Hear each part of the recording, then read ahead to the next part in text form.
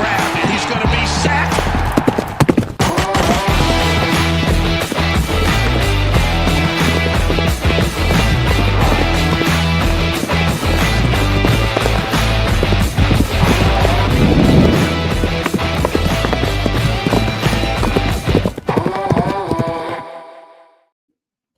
What is going on, everybody? Welcome to your weekly Horsepower Hour. I am joined by Jeremy Sean of Broncos Unbridled, Kodiak of Kodiak Broncos, and Mark of Marquee Sports Denver.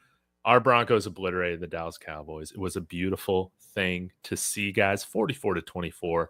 We got a lot to get into. Before we get into stock up, stock down, let's do one round of giving our high level takeaway from this team. Let's start. Somebody who's been absent the last few weeks, and that is Kodiak. Lead us off, man. What is your first big takeaway from yesterday's throttling? First big takeaway is welcome back, Bo Nix. Okay. I was listening to something Jeremy said on his podcast yesterday. It's like, all right, you get dumped and then you go to the bar and then you got a couple girls checking you out.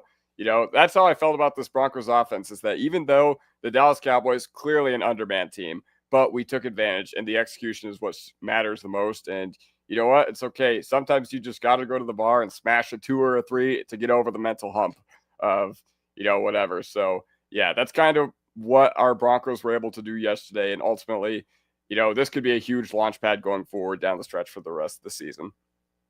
Wonderfully said. Mark, your takeaway from yesterday's game. Yeah, most complete game of the season. Happy that it was against the Dallas Cowgirls. It's a perfect segue because, Kodiak had just said sometimes you got to smash a 2 or a 3. That's what we did. We smashed a 2 or a 3. And it's always nice. It's always nice beating the Cowboys. I don't really know what it feels like to lose to them, but I get sick of them calling themselves America's team and being really good at marketing, but they always lay out a trash product. And I don't know where they got. I don't know why. You guys actually know why they're called America's team? Because it's something with Roger Staubach. No, they're called America's team. I swear this is true because they have the most followers on Facebook. So, well, they were called that before Facebook ever existed, though. That's what I don't think so. I heard that because they have the most Facebook followers. I'm telling you. Anyways, regardless, if it's fake news, you guys can fact check me. But what I'm saying is that it was a very, very complete effort. No, but amazing overall to see from the team, man. Is exactly what we needed. And shout out to them rookies, man. The rookie class looked amazing. I think it's a great game to build off of. I love it. I love that fact. Jeremy, what's your takeaway from yesterday's game? Now, I'm not exactly sure I said smash a couple or 2s or 3s. That might be pushing it, but I know what you're saying. Here's the thing. A cowboy can't get very far without his horse, but horses can run go anywhere they want without a cowboy. So I don't know. I think they, since 1995, we've owned them and we continue to own them. If Vic Lombardi can call the Nuggets the Lakers daddy, I think we can call the Broncos the Dallas Cowboys daddy for sure. Yeah, man, it was just, I'll save it for later, but it's just getting to the point now where our team is week in and week out, exceeding a lot of people's expectations, and we're just still not getting due credit, and we just got to be all right with that. So, but it's, I'd rather be that than underachieving. You'd rather, under promise and over deliver is how I always think about it. So, Before I give my takeaway, I want to shout out the chat. You guys are always amazing. Y'all be sure to get involved in the chat, subscribe to all the channels. And guys, if you could do us a favor, man, most of Broncos country doesn't know about these wonderful gentlemen, plus myself. Share this on Reddit. Share it in your Denver Broncos Facebook groups. Please share the link. That helps us tremendously and grow Broncos country so that everybody can know that we root for America's team. But my big takeaway is our young guys. Our young guys are starting to peak at the right time, baby. It's a beautiful thing. We have RJ Harvey scoring touchdowns. Troy Franklin scored in touchdowns. Jade Barron coming up with interceptions, man. It's nice to see this rookie class, Pat Bryant, getting his touchdown. It's great to see a dominating win, but it's like, who was a big part of doing that? And that's our young players. So love to see that. Guys, we're going to break down our stock up, stock down. Later on, we'll get into a different trade targets discussion, which should be a lot of fun. So y'all put your thoughts on that in the comments. But Mark, if it's okay with you, I want to lead off some stock up, stock down, and we can work our way around the horn, man. I'm sure we got a lot of stock ups, but give me a player, a scenario, position group, whatever. Who is stock up on the Denver Broncos this week, baby? I mean, the biggest one's got to be RJ Harvey, right? I mean, he looked phenomenal. You get 3 touchdowns. You're having a pretty damn good day. Love how they're utilizing him in the pass game as well, and in the Wildcat. It was awesome. That long touchdown run was beautiful. The offensive line, one of the most dominant pieces of film you'll ever watch. But great to see RJ Harvey go, man. He's a very important part of this team, and somebody that, God forbid, if JK ever goes down, you get terrified that who's going to carry the load. But it's good to see RJ showing some of that ability. So big stock up to RJ Harvey. Beautiful, man. Yes. Best game of his short career so far. Kodiak, who you got, man? So I've been very critical of this particular pick since we made it 6 months ago, and that's Jade Barron. And not only did you hear about Jake Ferguson all last week, because all these people were putting him in their national tight end day parlays or whatever, but the only time I heard his name was when he was targeted and Jade Barron picked him off, or when Jade Barron picked off Dak. But regardless, I was like, all right, coming into the week, I was like, Jake Ferguson, Javonte Williams might go a little ham. And while Javonte Williams still got 2 touchdowns, A, he wasn't as effective on the ground, but B, we did a phenomenal job covering Jade Barron. And I mean, with Surtain potentially missing extended time, I mean, here you go. This is why you drafted Jade Barron. So we're going to get an extended look at him. But, you know, I never had an issue with the player, but I did have an issue with the pick. And I still kind of do. But ultimately, he made me look very silly yesterday. So hats off to Jade Barron. Absolutely incredible performance by him. Jeremy, who you got? Well, I got to continue the trend here. It's our other rookie, Pat Bryant. Man, he had a quote yesterday that he said, I'll sum it up basically because I can't remember it word for word, but telling the running backs, just whether you want to bounce it left or bounce it right, look for your boy in 13, and I'll make sure you get to the box. And he's just such a willing blocker, such a willing, just everything you want in that, you know, diva or wide receiver, such a diva position. And to have a guy who's just like takes pride in the blocking, and then to get that throw and catch that he made in that corner and just basically put him out of their misery before halftime. Man, that was just such a beautiful reward for him. And it just shows you the complete player he is and what a steal of a 3rd round pick he's going to be. Well, I'll stick in the position group, Jeremy. That's got to be freaking Troy Franklin. Led the team in receiving. Let me make sure I get this right. 6 receptions, 89 receiving yards, 2 touchdowns. And guys, it wasn't just, you know, the stat line. It was the various routes he was running, right? He was getting his production in all sorts of different ways, you know, posts over the middle, man. A really nice route running the end zone to get out of man coverage. Like, man, he was just all over the place. And people forget he's 6'3", man, and can break some ankles. So it was great to see Troy Franklin really step up, I think have the best game of his young career and still put himself within striking distance of reaching 1,000 yards, 1,100 yards, Kodiak. It's going to take some big games, but you're hoping that he can build off of this. I love what we saw out of Troy Franklin. Do I still want us to trade for Chris Olave? Absolutely. But maybe with how we're seeing Pat Bryant, Troy Franklin, these guys kind of come around, maybe we can trade for somebody to help us out at a different position of need. No doubt about it. Yeah, let's continue on. Mark, what do you want to shout out? It's tough, man, because there's a lot of guys. There's a whole bunch of guys that I want to shout out in this one. I think we covered the main ones. I thought Evan Ingram yesterday was phenomenal.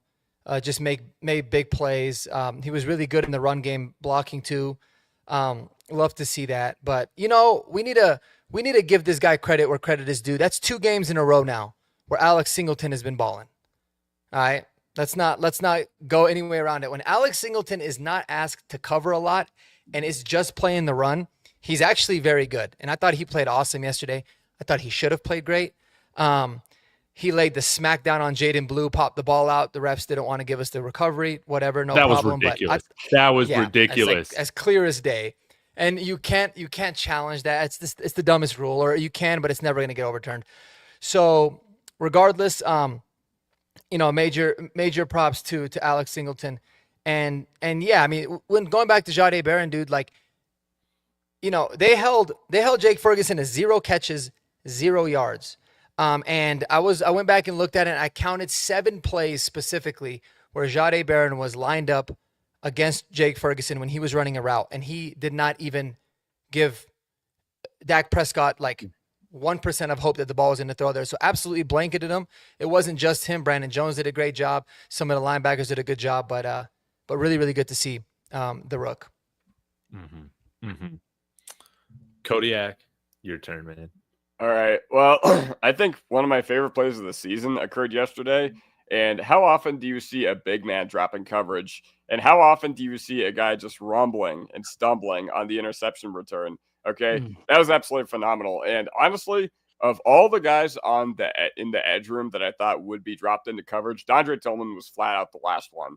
Okay. Dondre Tillman looks a lot bigger than he actually is. Like, I know he looks enormous, but he's only actually like 240, 250. But, that interception return was awesome. And it's a good reminder about how good of athletes these guys actually are. So shout out to him for actually making the play, because that was an important play. Okay. The Cowboys, they still had a little bit of life at that certain point, even though, they probably weren't going to come back. But at the end of the day, Dondre Tillman was the nail in the coffin. And the fact that he was just rumbling and stumbling and he went out to midfield, that was absolutely awesome. Okay. I love that one. I love that play. That may have been one of my favorite plays of the entire season. It reminds me of, you guys remember Roach last year in New Orleans? Like he kind of, like he didn't get a PBU, but he like kind of got in the way of it. And he had the seatbelt celebration. Yeah. Then Dondre Tillman post game is like, if I ever get the ball, I'm going to take this and I'm going to try to house it. And I was yelling, like, I think we were all like, go down. Why are you not sliding? But, that created an awesome moment in Broncos country. So that's 2 really big picks in the past 2 weeks from guys who you probably wouldn't have expected. Okay. You probably would have expected PS2 or Moss or Jones or Hufanga to get, or McMillan to get a game-changing pick. But the past 2 weeks, it's been Sternad and Dondre Tillman. Jeremy, who you got? Yeah, I think the cornerbacks still don't have a. Well, I guess Barron got one, so that's the first cornerback that has gotten a pick. Yeah. I'm going to shout out. Well, one unbelievable. I think the whole offensive line played well, but Quinn Miners on that RJ Harvey run. If you haven't seen that highlight today, he had 3 pancakes in one play. It was insane. And that's just one of those where you just are like, if you're going to do that, I mean, we can all say, the Cowboys defense is not, the 85 Bears by any stretch with imagination, but that's a man who was just like putting it upon himself to put people on their backs. And you just got to love that. And doing it for the rookie to spring him and get him his first big run, that gives you so much confidence. So I love that play. And the other one I just want to say, and I kind of mentioned it yesterday out in the post game, but like, I really want to just like push this one home, is Sean Payton, the way that he understands how to push buttons on how to get this team to perform is like why he was worth the pick that you give up for him and why he's worth the contract. He understands what mentality happens to most teams right before they go to London or on the road at an early game, or what it's like when you're down in the third quarter, or what it's like to play after a big win. So apparently this week he took all of the games. I think teams were like 2-17 or something after a big major comeback win. So he had his video guys cut up all of the wins, the comeback wins, and then what happened the next week just to point out. And that gave us the mentality of we're not going to let that happen to us. And they came in with a purpose, and everybody was talking all that about how great the offense was to the Dallas Cowboys and how the Denver was going to look. And, you know, are they going to exhale after that win and all that stuff? And they absolutely put it upon themselves and did not do that. And I give Sean Payton a lot of credit for that. That is where the coaching really pays off. Yeah, I want to give credit to Sean Payton for my last, I guess, stock up that I got is that, you know, but he stuck with Bo Nix, even though he tried to throw a no-look pass at the beginning of the game. Why is he trying to be like Mahomes, dude? We don't need Mahomes. We need Bo Nix, dude. Bo Nix doesn't do that, man. But Bo Nix, stock up. He was fantastic. He shredded the Cowboys defense, as you should when you're a good quarterback in the NFL, man. He was making high-level NFL throws downfield. None of this stuff was gimmicky, man. You can put all that to bed. This might have been, in the words of Zach Seegers, his best performance of his career. It won't tell you that stat-wise, but the way in which we put up 44 points was beautiful. And Bo Nix, if I'm going to go ahead and blame you, you know, for the Chargers, partially for the Colts loss, like all these sorts of things, got to give him credit when you blow out an opponent. And shout out to you, Kodiak, man. I totally forgot to mention this. Dude, you have existed in this world without the Dallas Cowboys beating the Denver Broncos. That's insane. You've lived your entire life now, man, so far without having the Cowboys ever beat the Broncos, man. It's like when the Ravens, I feel like they just always beat us, man. The Ravens always beat us. We're that same way for the Cowboys, man. We are absolutely that way. And when we beat them, it takes 7 touchdowns from our quarterback. That's right. Dude, that's like the only Baltimore win I can even think of was that week 1, 2013. Mm-hmm. I'm sure we have. What about 2015? No, actually, no. What about 2015 week 1? What about 2015 week 1 when Darian Stewart got the pick? That's right. Oh, that end zone pick. Yeah. Yeah. And the crazy thing too, man, in 2012, before they beat us in that unbelievably heartbreaking game, we demolished them in Baltimore. Chris Harris had a pick 6. We killed them. We got their offensive coordinator fired, and that ended up backfiring against us pretty badly. But so that was that one. But I hate the Ravens, man. Yeah. We own the Browns, and then they moved to Baltimore, and then they own us. Yes. It's like, yes. What's the deal? Well, I guess kind of, I don't know, before we get into other discussion, any other big takeaways like from this game? I know it wasn't like the last few games that we've had, guys, but yeah, if there's anything else that you just want to like get off your chest, I feel like we've covered like most of the winners. I wanted to shout out, to Palczewski, man. I thought that he played a good game. Again, this is the Dallas Cowboys, but he didn't look like a liability against the Dallas Cowboys. Same with Wattenberg, and so that's I want to give him stock up this week for that. Mm-hmm. But Jeremy, you got 2 things. I got 2 more guys that I just want to give a quick shout out. J.K. Dobbins. I mean, it's now just becoming his normal thing, but the guy's just looking amazing, and I just like the character of this football team and like the football character of this team and the actual individual character of this football team. He runs over a guy on the sideline and then stops and helps him up and gives that guy a huge thrill. Like, that was awesome. They just ran me over kind of move. And I just, he's just week in and week out, he's just balling and playing good. And then in the locker room afterwards, he's talking about how he feels like it was destiny to be a Bronco, how much he's loving it here, all those kinds of things. I love to hear that kind of thing. And then the last guy, dude takes a lot of flack. We talked about him in the chat earlier.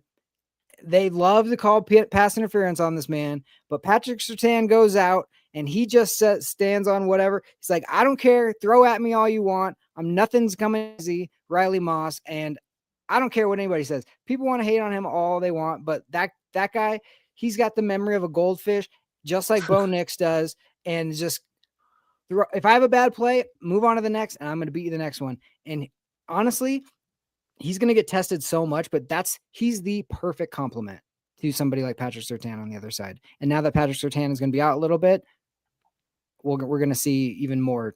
He's going to have to start covering number one. So just keep with it, Riley. The NFL definitely doesn't officiate him like the rest of the cornerbacks in the NFL. Let's be real about this. No, it's discriminatory and it's racist because I literally said that in my TikTok comments. I was like, guys, like this guy, a bunch of people in my TikTok comments are just like, Riley Moss sucks. And I'm just like, guys, this guy, like, I'm not a blame the refs dude. I am very like hold the Broncos accountable when they make mistakes, but this guy is clearly not being officiated correctly. And there is one reason and one reason only why he is not being officiated correctly. What are your guys' thoughts? I 100% agree with. Yeah, I mean, my thing too, though, is like I think he's definitely like they target him a lot, especially because he's got kind of that reputation now at this point, which is like unwarranted. But he also looks very at times out of control, which to the point where now I feel like he is in control. It's just how he plays. Yeah. But it's almost like everything looks overly extra. So I feel like that's what really makes it pop off. And maybe he should stop wearing the sleeves and just, show that skin tone. Let everybody see it. Yeah. No, I will not deny that. Like, listen, Riley Moss, it is a wild experience. Okay. Having him play is kind of a wild experience. Like all these people are just like, well, lowest completion percentage, whatever. I'm just like, dude, this guy's getting flagged a lot. He's getting, a lot of times it is consequential. So I get both sides of the argument, but he's still our cornerback too. I feel like he has very much answered the bell this year when been called upon. And overall, I'm very happy he's our cornerback too. And I can't wait for the opportunity ahead of him to go up against guys like Nico, go up against guys like Rashee Rice in 3 weeks from now. And we'll just see where that leads us. Yep. Let's get to some of these comments, man. Hold on. There's a lot of juice happening. I know, man. I'm loving it. Firstly, someone said, what's the JG said, what's the likability level of Broncos coach among the Denver diehards? I had this start. Yeah, let's go around talking about it. I mean, listen, anybody in Broncos country that like doesn't like Sean Payton, they think he's rude or he ruffles feathers or any of that. You're just soft. Like, it's all about the wins. If you're winning games, I love you. If you are not winning games, then I dislike you. So I love Sean Payton. I thought he was the perfect coach for this team. I've always felt like he's the guy that's going to be able to really turn this culture around and get us to ultimately where we need to go. Now, I will say when we first hired him, I viewed him as being more like what John Fox was for us. Better version of John Fox, but in a sense of like he'll kind of right the ship for us, and then maybe we need somebody else to come in and actually win us a championship. I think now that he's definitely got that ability to do it with Bo Nix. But nonetheless, I love Sean Payton, and I love the antics. I love all the little cheesy things that he does. The only thing I wish he would maybe slow down on a little bit is like putting us in the spotlight unnecessarily. But like the whole Russ thing was awesome, was really good. And there's a Texans fan in here. That's exciting. I'm actually surprised that you guys exist. That's really cool. But no, it's gonna be a tough game. The Texans are a really good squad, but that was really surprising to me because I think I've only met one in my life, and I was pretty sure that he was around 20 years or so. I think he was paid to be a Texans fan. It's just like that commercial, with the Irish guy that lives in Ireland and claimed that he was a Texans fan in Ireland. Like obviously 100% fake. That's kind of where I'm at. But anyways, I'm on a little bit of a rant right now. Let's go through more of these comments and see what else I want to shit on because I'm kind of in the mood. Can I piggyback real quick on the Sean Payton that comment? Oh yeah, Sean Payton to me is like Kodiak wouldn't know about this because he's too young, but like he's Mike Shanahan part 2. Like he is the offensive guy who runs a tight ship and it's his way or the highway. And we needed a culture change. We needed a guy like that. And I don't think people have a problem with like, he'll clap back a little bit at like reporters in the locker room or other things like that. But I think he's not a mean person or an overly egotistical person. I just think he's a little misunderstood. He's a very confident person. He believes in his way, and it's not even his way. It's like the Parcells championship way that has been proven. So like, yeah, I absolutely love the way he runs this team. I think that he gets completely like, because of past things, like the Russ thing gets blown out of proportion. Everything, little thing he does gets blown out of proportion, but he is the perfect coach for this type of football team, especially for young guys. And you need, in this day and age, you need to coach with confidence. You need to make decisions with confidence. You look at all these teams that are bad with bad ownership, they all live in their fears and they all are afraid to make a mistake. And Sean Payton is like, I'm going to do it my way. And if I'm going to go down, I'm going to go down my way. But you know what? He will adjust. He will see like, oh, this isn't working, or I'm going to go to the strengths of these guys. He lets Vance do his thing. Yeah, I absolutely love the way he coaches and runs his football team. Yeah. Jeremy, you said it perfectly, man. I love Sean Payton. He's the perfect mix of, cocky, genius, not perfect, but he's the perfect mix of all that for like what you want in your head coach, right? Man, we got a ton of comments in here saying, man, we got some troll. We got Birds fans in here. I was about to say, how are we getting Dodgers fans? How are we getting Giants fans? How are we getting Eagles fans? Dude, like, I think it's because the Cowboys. It's because we beat the Cowboys. Boy, oh, okay. That's why I guess they're America's algorithm too.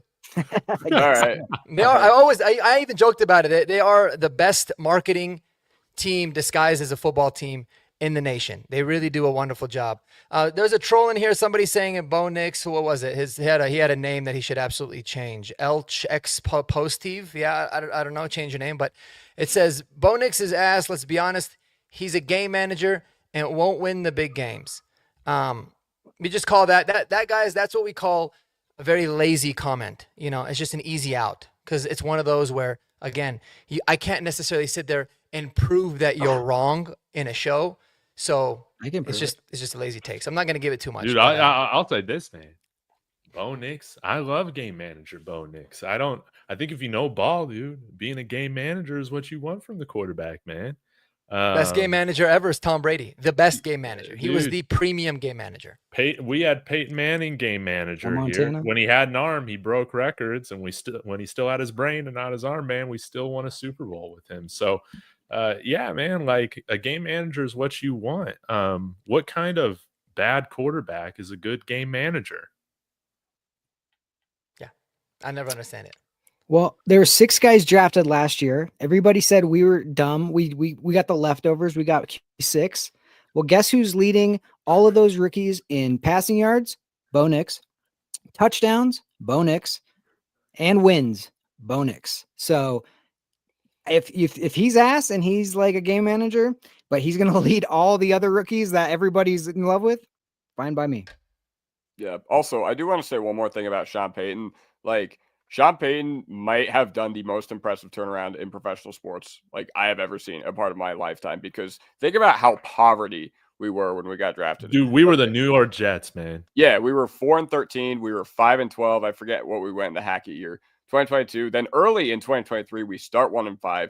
And then not only our defense that gave up 70 points propelled us to a 5-game win streak where we went on an absolute heater. Yeah, a little bit of it was unsustainable turnovers and takeaways, but Sean Payton has amnesia. And the best thing about Sean Payton's teams is that they have amnesia too. Okay. Last year, so many games, we would just get blown out because honestly, we just didn't have the juice or the firepower to compete with a lot of high-level AFC teams. But then the very next week, we'd be in a dogfight against some of the best teams in the NFL. And you remember last year, the first 2 weeks of Bo Nix's career, ugly. First 2 games were ugly. Then we just go into Tampa and we beat the brakes off a very good Tampa Bay Buccaneers team. So it's just good because Sean Payton, he has amnesia, but his teams have amnesia too. And it's for the better. Like, he is one of the best adjustment coaches I've ever seen. So I trust them to get right with this team. And he is just, I love listening to him speak. I love listening to his press conferences. Him setting the tone with the Hackett interview, that was one of the best things. I think he said the entire thoughts of Broncos country. So he is amazing. I love the fact that he's a coach. I got to ask you guys, okay, with Sean Payton's comments saying, I was hoping Well, when he was talking to the John Mara, saying, I was hoping you weren't going to play Jackson Dart for a few more weeks. Did you guys see that as a subliminal shot at Russell Wilson, or did you just see it with, hey, him giving praise to Jackson Dart? I want to hear all your thoughts on this, and then I'll give my take. When I first heard it, I'm not going to lie, I was like, oh, damn, he's still shooting shot at Russ. All right, I kind of thought that, and I laughed about it. And then when I listened to it again, I was like, no, like, I don't think he was even thinking about him in that moment, because I started thinking, all right, he just, like, it was an emotional win. There's a lot of things going on. It's like probably the last thing on his mind really is Russ. And he was talking about John Mara. Obviously, John Mara was recently diagnosed with cancer, and he had a history there. So he was talking, he goes, and it got brought up, and I said, I wish that you guys made this change later. So I thought it was really meant to be more of a compliment towards Dart. And then when they asked him about it, and he kind of just really nonchalant was like, I didn't even think about it like that. I can understand how he felt that, but it was really more of a compliment on Dart. I felt like that was very genuine. Like, I don't know. Because I feel like if he really meant that, he would have been petty he would have been really petty right back, especially with the comment that Russell Wilson made on his Twitter. But he kind of shot it down, and that was the end of it. So I don't think it was an actual shot he wanted to take. What's funny about that is it's even more disrespectful to be like, actually, I wasn't even thinking about you, Russ. Like, you're so far out of my mind. We're still paying you $37 million or whatever it is, and I'm not even thinking about you. It was a full-on compliment to Jackson Dart. I think it was. If you go back and listen to it, I think he like sometimes will tell stories and likes to ramble a little bit, and then he'll kind of wander down a path and then say a comment that actually probably happened to John Mara, and was like, and then people are like, oh shoot. And in retrospect, is that a shot? And I honestly just think it was like, I like Jackson Dart so much that I even said this to their owner, you know what I mean? And I just don't even think it went there. But it's hilarious that the one person that Russ would back on, and there's a history of Russell Wilson, is Sean Payton when it comes to that, when he's completely forgotten about, and now he wants to say something. It's just like, okay. And one other thing, Kodiak, not only has he had the best turnaround, he's done it twice. Like, the turnaround he did for the New Orleans Saints was better than even the Broncos turnaround. So, like, this man knows how to change a culture, change a whole franchise. I mean, if you can turn around the New Orleans Saints from where they were, like, I honestly think you can do anything, to be honest with you. Mm-hmm. Exactly. Now, speaking about the comments towards Russ, I do think it was a little bit of both. I think it was like, all right, Jackson Dart is pretty good. And, and Sean Payton is like, whatever. But, once again, we were up against unprecedented circumstances. Okay. We were down 3 first-round picks and 3 second-round picks because of trading for Russell Wilson. Well, and hiring Nathaniel Hackett too. But we lacked so much firepower on the team over the past few years. And honestly, it's going to hurt us until the guys from the 2022 and 2023 draft cycles are out of the league. But you don't see it on the field every Sunday. You don't see it on the field. It doesn't show up on our roster because this guy is such a good coach. So Russell Wilson, go out there. Your coach thinks so little of you that he violated concussion protocol to get you off the field.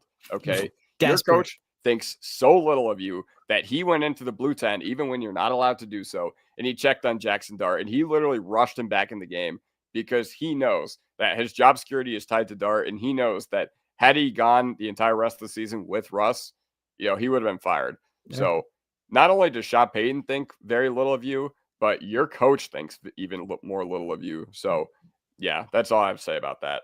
Well, think about, like, when we got Russ and all of Seattle hated Russ, and his former teammates hated Russ, and Pete Carroll hated Russ. And then we were all like, as Bronco fans, being like, oh, you guys are just jealous. Oh, you guys don't know. It's like we were the new boyfriend of a girl who was toxic and we didn't know it yet, but she's pretty. And we're like, oh no, you guys are just tripping. This is not it. And then we found out, and then we're like, oh yeah, you were right. Like, he's been hated ever since everywhere he's left, which is crazy for a guy who's like Mr. Do everything right. It just goes to show you, like, being genuine. People respect you just to speak your mind than to being Mr. Unlimited, Mr. No thoughts to yourself. You know what I mean? So, hey, I wish you well. You made a lot of money. You're married to a very beautiful woman. You have a great life. Good for you. And I'll see you later. Have fun raising another man's kids. All right, let's transition. But I gotta say this. I had to say this. Russell Wilson losing his Hall of Fame spot makes my soul feel good. Absolutely. I'm petty. I'm petty. That's just how I am, man. If I ever get any like Seahawks fans that hit me up on Twitter and they say something, I take their opinion very seriously now. I'm like, you guys are right about everything. Any other insider info? Everything, man. Yeah, they are. Let's talk about this trade season that we're in now. Now, I know, man, there's David Youngkin, man. He will always tell me. He is so consistent in the comments. He's saying, David, Sean Payton never does this. He never trades for a guy in the middle of the season. But I got to say to you, David, he never drafted a first-round quarterback until Bo Nix, right? Sean Payton is breaking trends here with the Denver Broncos. So let's go to fantasy land for a little bit. Let's talk about some trade targets. Mark, I'll have you lead us off because you did a video on this earlier today on Marquee Sports, and you brought up some names that we haven't talked about in a while or at all. Maybe let's bring up a few of them and talk about them. Yeah, I mean, first and foremost, I mean, the Broncos were in rumors about, like, from Adam Schefter talking about they're really into wanting to trade for a, wide receiver, which was a little bit surprising to me. I'm not really at all a fan of that. And so, yeah. Sorry, we're booing Respect My Co's off the stage right now. Oh, we want Jerry Jeudy back. Yeah, that's like the last. Like, honestly, if they were like, "We'll give you Jerry Jeudy in a first-round pick," I would have to think about it before actually accepting it. To be honest, that's how much I don't want Jerry Jeudy back. Wow. Or I would accept it and then just cut Jerry Jeudy if I could. But anyways, that's just me trolling more than anything. But I don't really like the idea of a wide receiver. I don't think it makes sense. I mean, I like where we're at, but if we're going to talk about wide receivers that make sense, you had mentioned earlier Chris Olave. I'm concerned about Chris Olave because you got to pay him after the season. Yes. Probably a lot. And I think he's one concussion away from it being a really bad problem after what happened to him last year. Otherwise, he's a phenomenal player. Mm-hmm. But tight end, man, tight end is absolutely a position we have to address. No ifs, ands, or buts about it. We have to address it. The injury to Nate Atkins this past Sunday, it doesn't look like it's that serious, but it's a stark reminder that we are one injury away, and then all of a sudden, Adam Trautman's going to be really relevant. And, if he is injured for a while, we basically just have Trautman and Ingram right now. That's it. Yeah. Caleb Lohner is not going to contribute anything this year, and we don't have anyone else. Kroll's out for the year. So, yes, we need to address it. And obviously, Mark Andrews, David Njoku are two guys that make a ton of sense. David Njoku being, in my opinion, the most likely of the upper tier available tight ends. So I'd love to see David Njoku. But, man, sign me up and put me in the camp of Taysom Hill coming. Yes. Yeah. I think he makes so much sense for where we're at. He fills in holes at like 5 different positions. He can play special teams. He can punt. He can return punts and kicks, and he can cover. He can play fullback. He can play backup quarterback. He can play tight end. To be honest with you, man, you could make a case that like he's worthy of being talked about as a player that could, this is going to sound crazy, but could go into the Hall of Fame because of just his unbelievable versatility that he's got. I mean, think about what he's done. It's pretty crazy. Not saying he's going to be a Hall of Famer, but he's extremely versatile, and obviously he's a shell of himself still, but sign me up for Taysom Hill. I would really like that this year in Denver. Dude, Taysom Hill would be freaking awesome, man. I'm with you on that. No, he'll Kodiak, bad man. take. He's like 31, isn't he? Or like 34, but he started playing when he was 27. Dude, so he ain't that old. Dude, he's the perfect 35. depth tight end for this. He's the perfect 35. depth tight end for this roster, man. And he's going to cost pennies, man. He's going to be absolute pennies. Yeah, he's 35, but he started playing in the NFL when he was like 27, I think, or 26. So, dude, I know people hate Taysom Hill for fantasy purposes, but when you're just looking at the, like, I don't know why you wouldn't want him on your team, right? I like how a week ago we were like, Sean, enough with the tricky stuff. Let's just get to the basics. And then we're like, get Taysom Hill. Literally. No, but hey, at least he's good at doing the tricky shit. That's true. If you're going to do the tricky stuff. Yep. I prefer Olave for a 4th round. Yeah. Okay. My God. Yeah. Why not? At that price. All right, Mark, at that price, are you concerned? What? Oh, I mean, would you like? I would just give him back the pick that we got for Vele. Vele, what's his dude. name, for Vele. Yeah, I Yeah. would do it. No, Vele for like I Olave, said, dude. I would love to do it, but under the assumption that it could be just a rental. But I still don't. I don't. Who are you gonna cut? Exactly. Who are you going to You know what I cut mean? for? Oh, I in the mean, wide receiver group? Trent Sherfield? yeah. I mean, Oh, yeah, you'd have you to. can make the argument Sherfield obviously, but he still gives you a lot of like special teams play. We can get by with it, but it's like, Yeah. man, That's why you trade for Taysom I Hill just with look him. at it like you're taking away opportunities from guys that are really starting to hit their stride, especially Troy Franklin. So yeah. I'd still Yeah, I be don't down know. though, because he's a hell of a player. Yeah, I don't know. Especially, we need an inline guy. Like, I'm sorry. Like, Troutman has been on the short list of probably the worst players on this team this year, in my opinion. Dude, Like, that pick route, he ran awful technique, awful effort. it's It was terrible. obvious. Yeah, it's terrible. And like, I'm not even mad about that, but I just feel like he's played really poor throughout this whole season. Okay. I just feel like, he cemented himself as a quality role player in 23 and 24, but it's been ugly so far this season. So yeah, inline guy, Njoku with the emergence of Harold Fannin, that'd be absolutely fantastic. But this is a reminder, next year when we have clear and obvious holes on this team, we cannot go without addressing them. Okay. Inside linebacker and tight end, we need to fill out those position groups as well. So yes, this is just a stark reminder for that. But I do agree that receiver is fine for now. Could we upgrade? Sure, potentially, but tight end is an absolute must address. I'm really sad that Prescoring got signed today by Cleveland because I felt like he could have helped us. I feel like he really could have helped us, replace Nate Adkins. But Yes. oh well, such is life. Yeah, I got another name for y'all. Oh, A.T. actually, Terry?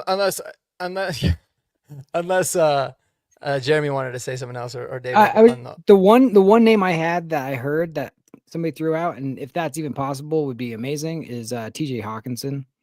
Just if Minnesota's their sellers, but yeah, I mean, I would be in on that. There's just a lot. Yeah, I don't know if they trade him. They're probably going to ask for a high pick. His cap numbers is crazy for the coming years. I mean, you can redo it, but I would like TJ Hawkinson because I feel like that would be a short and long-term solution, but I just don't see it to be very realistic. What about Chig Okonkwo? Andy wasn't a fan because he said he couldn't really block, which if Andy says it, I believe it. But Yeah. Oh, yeah. 26 years old, you've seen the guy has some juice. I kind of like Chig Okonkwo. The problem is if a guy doesn't give a lot of effort, they're not going to be on Sean Payton's like whatever. Like Kyle Pitts, if we traded for Kyle Pitts, like that'd be a huge waste of resources. Not because I don't believe in him or whatever, but it would just be like Sean Payton would never get along with a guy of that caliber who just doesn't block or whatever. So if Chico Conquo's in that realm, then then I don't really like it because there would be nothing worse to give assets for a player and then Troutman just still outsnap them. Yeah, and Atkins is the opposite of that. It's like he might not be the most talented and nobody knows, but like it's all effort, it's all the intangible stuff that makes him get on the field and makes him our second best tight end. So you're right. Sean Payton just loves those guys that give effort. That's why Pat Bryant is a 3rd-round pick when a lot of people thought he was going to be a 6th-round pick, and he's proven him right. So what would you guys this was floated out and the Jaguars have gone back on this, but like Brian Thomas Jr. Would you be willing? What would you be willing, or would you be willing to trade up for him? First round pick. Yeah, it would be a first. It's the conversation. Like I think Ryan Edwards put out a tweet.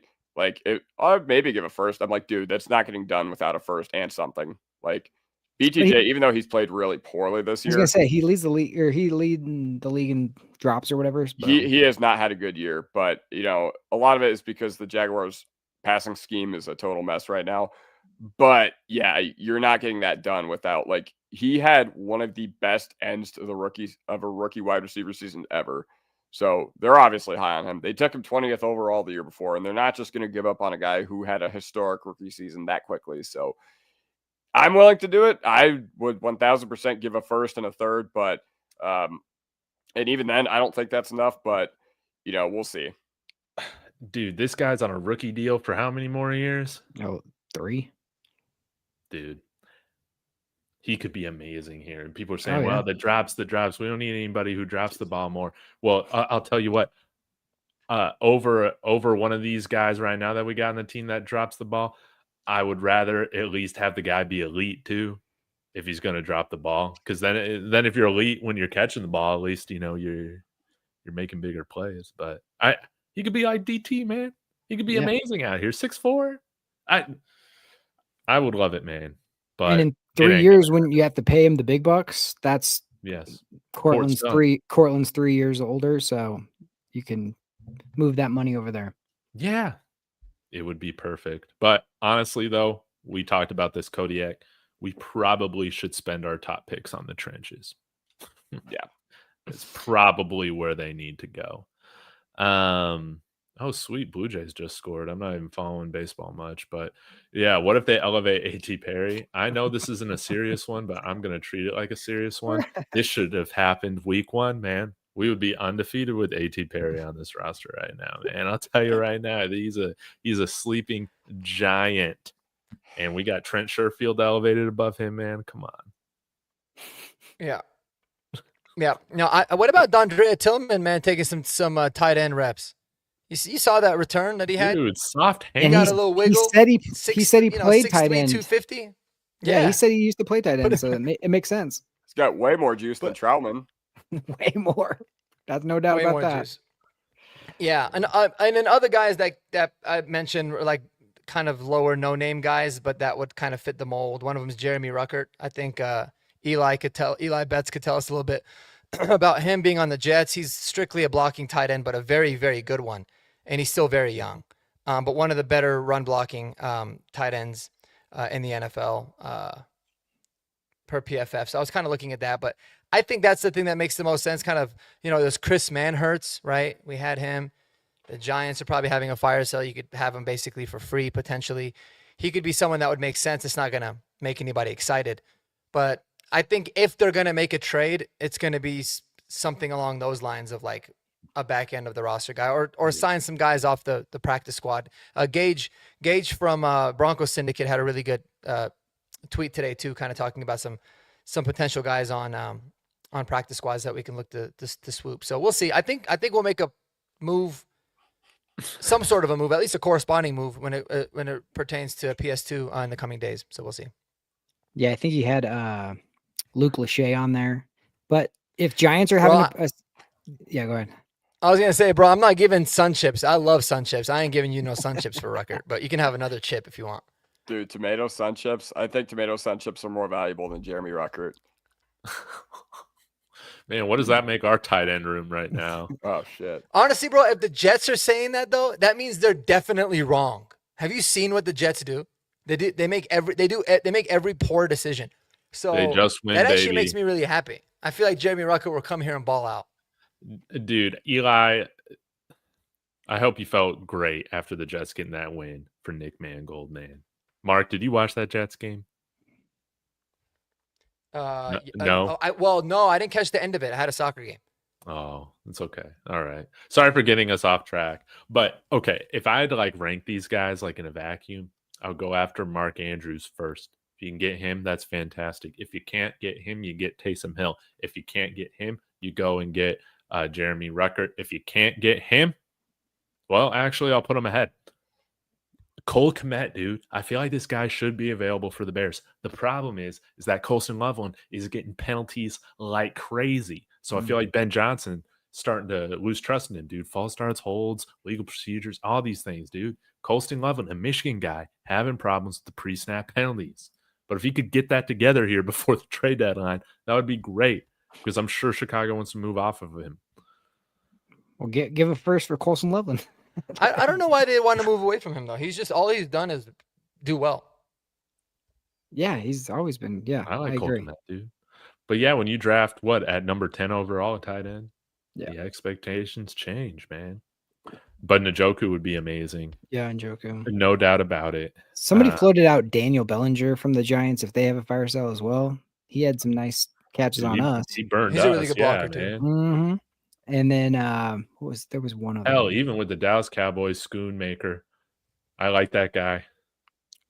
Oh, the other one I was thinking is if the Cowboys go into sale mode, Brevin Spanford, he's playing angry and I don't think there's a chance. they're not going to give it up. They get rid But of him. yeah, With Hufanga, him fighting Hufanga yesterday, I was like, dang.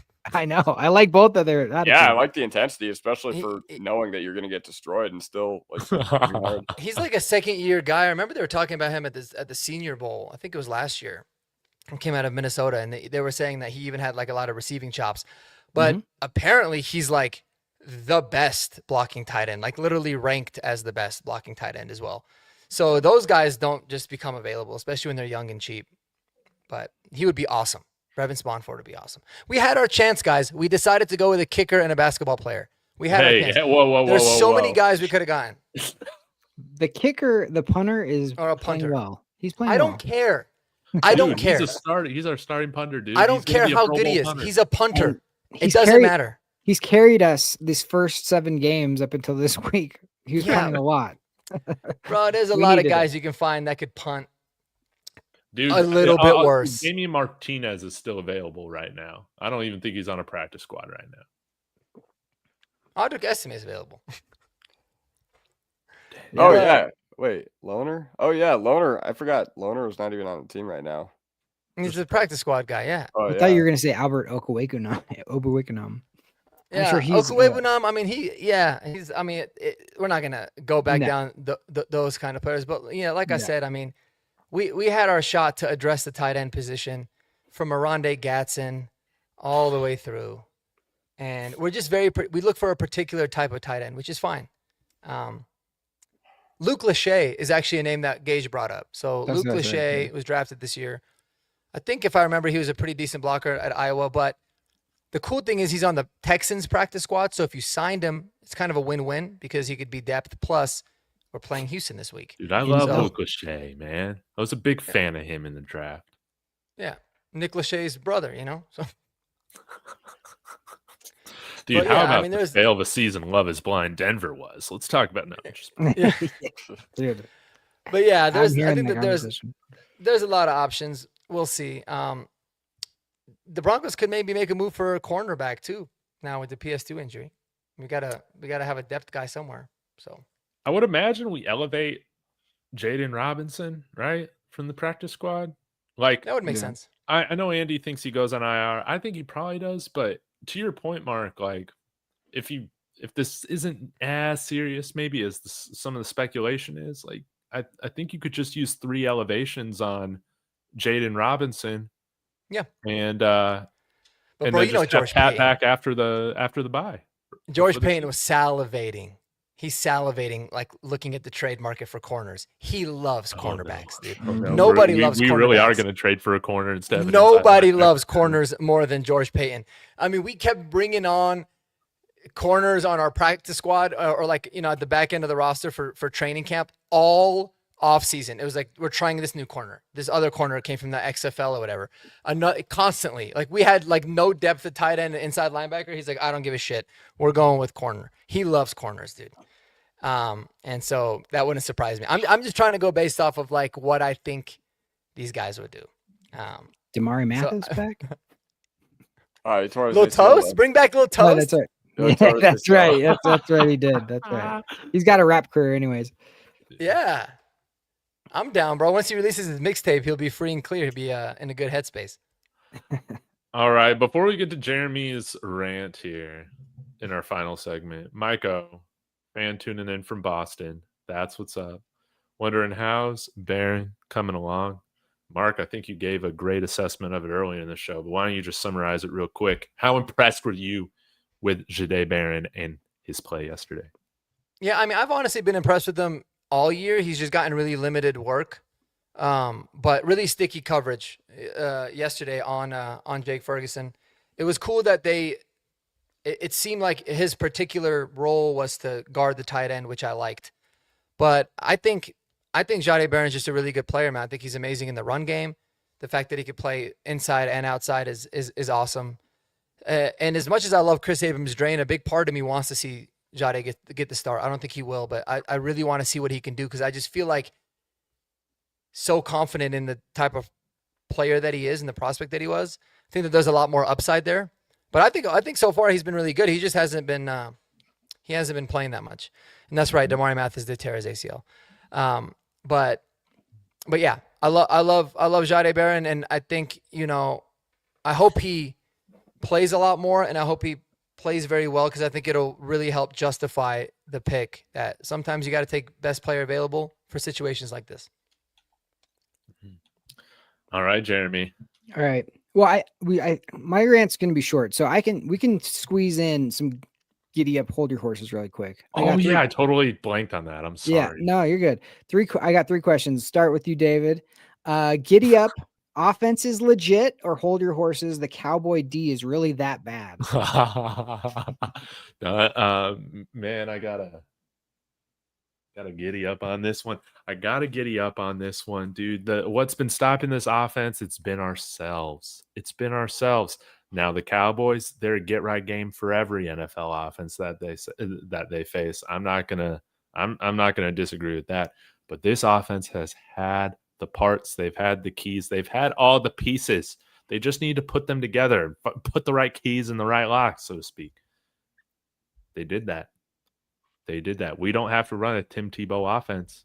We don't have to run a Russ Wilson offense for 3 quarters, because then we have legendary comebacks when we don't, against the Eagles, against the Giants. And when we start out playing our game, having short memory, doing what makes sense with our offense and our quarterback, we hang up 44 on a team that we should have hung up 40 plus on. So our offense is good, and you will see it get better, even better, as the year goes on. I like it. And I was listening to you guys' post game yesterday. Zach Seegers was saying something like, "Oh, this felt like the first game that Sean Payton trusted Bo Nix to really throw it and unleash it." And I'm like, dude, we've been begging for them to run it all season. He's obviously trusts Bo Nix. Like, that's what he does. He has 100% confidence in Bo Nix. And if Bo Nix can, play anywhere close to that, the way he's played the last 5 quarters, like, the sky is the absolute limit. Thank you, Richie. All right, Kodiak, we're going to go to you. The defensive backfield is panicking after the PS2 injury. I would hold my horses on this one. Like, I don't think they're panicking per se, but, I think a lot of them will be excited for the opportunity, okay? What were we saying all offseason? Okay, deepest edge room in football and one of the deepest corner rooms in football. So I think the guys like Abrams Drain, I think the guys like Barron, even though you don't want a guy like Patrick Surtain to ever go down, and, you didn't draft Barron with the intent to replace Patrick Surtain, now you have a big opportunity. I think a lot of these corners are going to look forward to the opportunity. I don't think any of them are panicking. That's just not how the NFL works. It's not how professional sports works. It's got to be a next man up mentality. And I think, Jim Leonard's telling those guys right now, hey, be ready. Jahdae Barron, you might be going one-on-one with Nico Collins. Riley Moss, you're going to have Nico Collins for a lot of the game. Whoever, you're going to have to step it up or whatever while Patrick Surtain's out. So, no, I don't think they're panicking. I agree. I think, sometimes these things, it's interesting when things happen and when certain people get hurt and all that. And I felt good about the way that those guys responded in the second half of yesterday's game. Like, you're going up against the best offense in the league, and, Ferguson doesn't get a catch. Pickens got a little, CD got a little, but not much. And you kept them to 17 points, and you had, 2 turnovers. So I think they're excited about the challenge, honestly. And Mark, last one for you. The Paytons, Sean and George, struck gold with the 2025 rookie class. Hold your horses on that. Hold your horses on. Well, firstly, you can't really judge a rookie class until like a few years out. But if they really struck gold, we wouldn't have these major concerns like I do about depth tight end, maybe depth running back or anything like that. So I thought they did a really good job. I love Pat Bryant. I love Jahdae Barron. I think that they're phenomenal. I think RJ Harvey's coming into his own. We'll see with him, but I think he's going to be really good. But no, I don't think they necessarily struck gold. You still got a lot of guys that I think have really good futures that you certainly can't judge now. They're not even getting jerseys, and Savion Jones and Q Robinson. So no, I don't think they have struck gold quite yet, but I think it's an overall pretty solid class based on how it's trending. Okay. I think we have like in the mining business, there's a mineral assessment where you don't know what you exactly have, but you take a sample and then you test that sample, and that sample has come back looking very good so far. That's all I'm going to say about this rookie class. It has. Especially And in terms of the underdogs against Houston, we were favorites. We were 1.5 point favorites, and the line swayed a lot.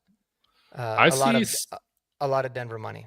I see on like half of the sports books right now with Vegas Insider, Broncos are like +1, +1.5. Yeah, it was -1.5, I think, to open. That being said, I'll say I do disagree with David's take a little bit on terms of the offense. That's because okay.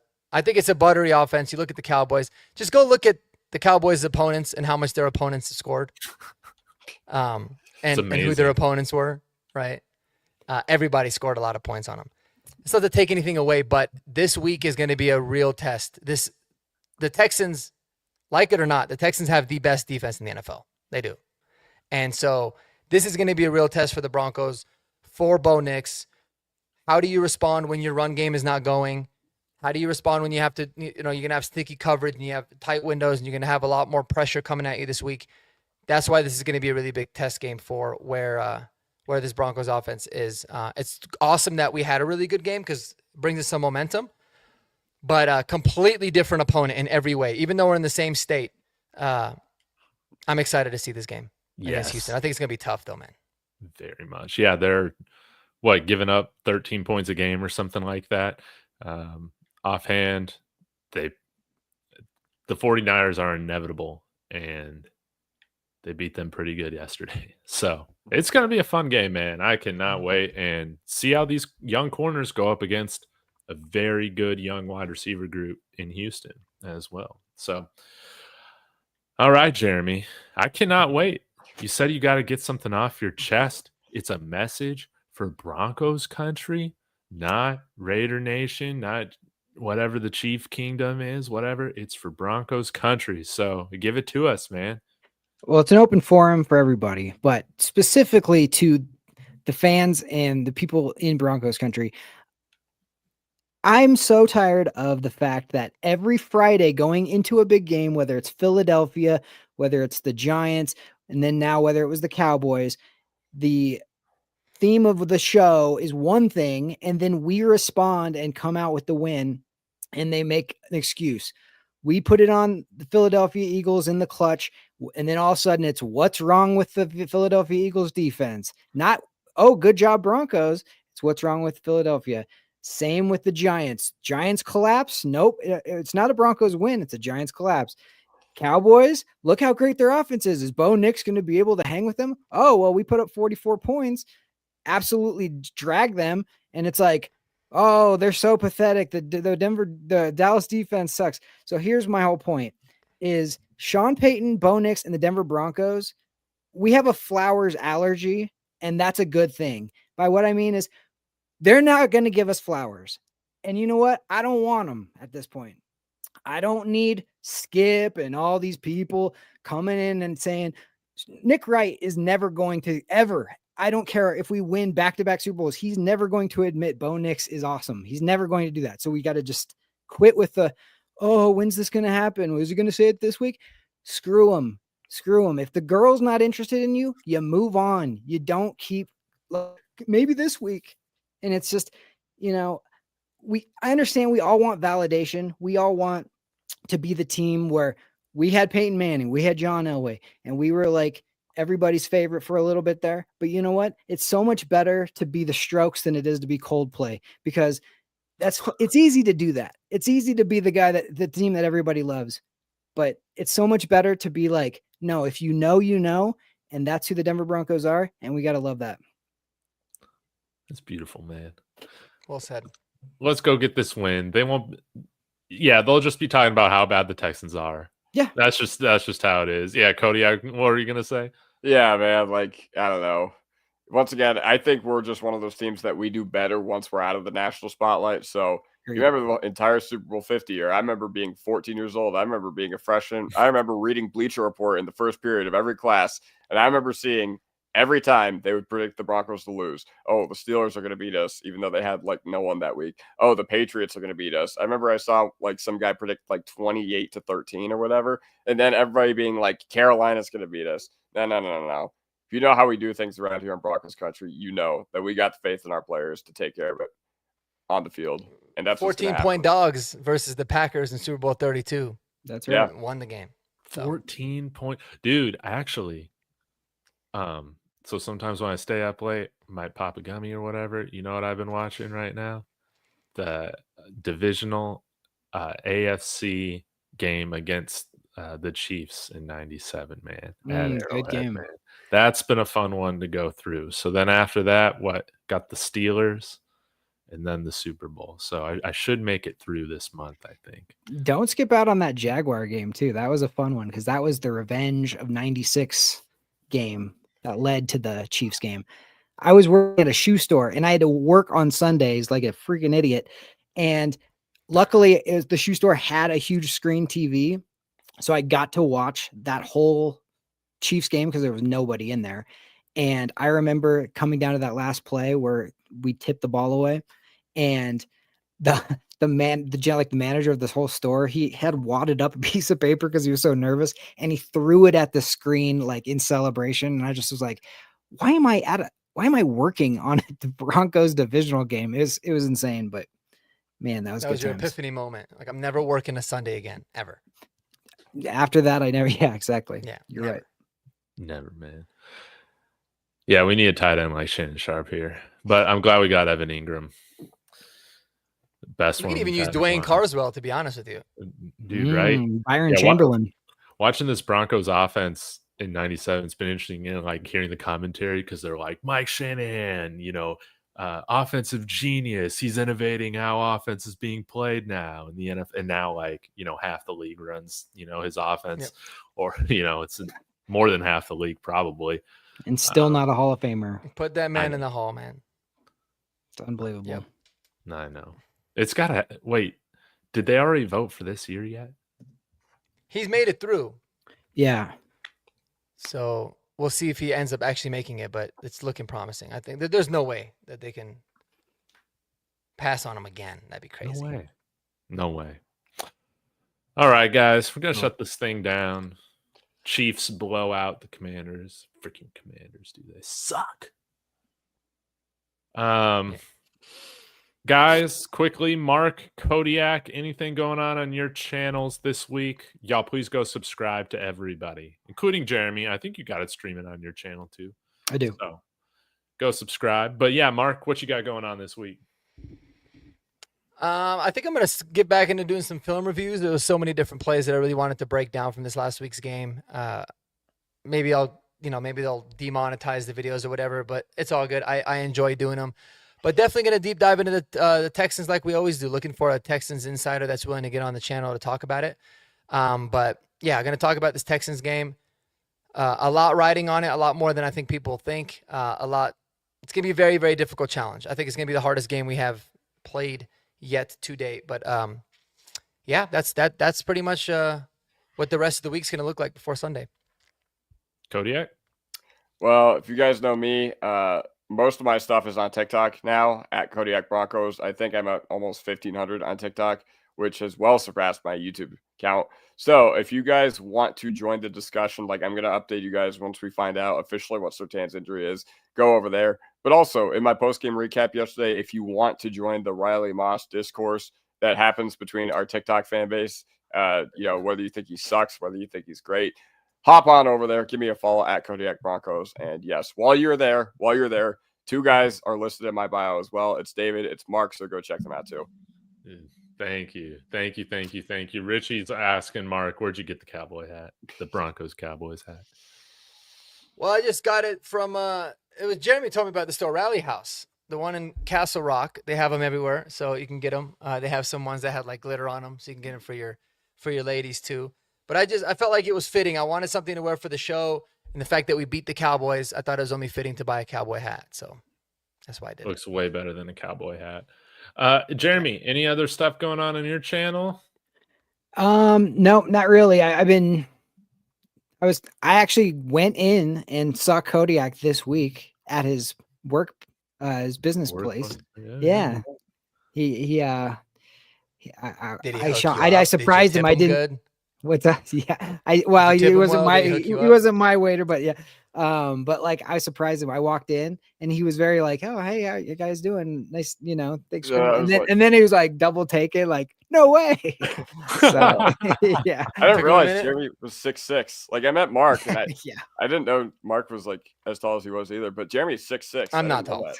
Jeremy, I knew. I figured Jeremy was tall. I didn't think he was. But how tall are you? I'm like 6'1". Yeah. Oh. No, he was Damn, tall. that's still tall. But yeah, do you have longer arms than Riley Moss? Did you measure? I do. Dude, that's the one thing. My wingspan playing basketball was my secret weapon for sure. Yeah, me too. I got crazy long arms for my height. Yeah. I'll give him to Riley if he ever needs them. But yeah, seeing Kodiak in the flesh was awesome. So yeah, I was talking to him and saying, yeah, I got to start doing some shorts because that's something I could do quickly whenever something pops in my head and get on that train. I'm not on TikTok, but maybe I should be. Yes. Get on. I did TikTok. a short today. She has you can get a lot of views from those, man. That's crazy. You do. Yes, you can. All right, guys, we're going to shut this thing down. Thanks to all the new people in the chat. You guys made this fun, including OG Texan fan. It's going to be a Broncos crowd there in Houston, no doubt about it. Going to be a lot of fun. So, guys, we'll be back to talk about the whole game, hopefully the win, next week at 8 p.m. Mountain Time. And until then, go Broncos. Go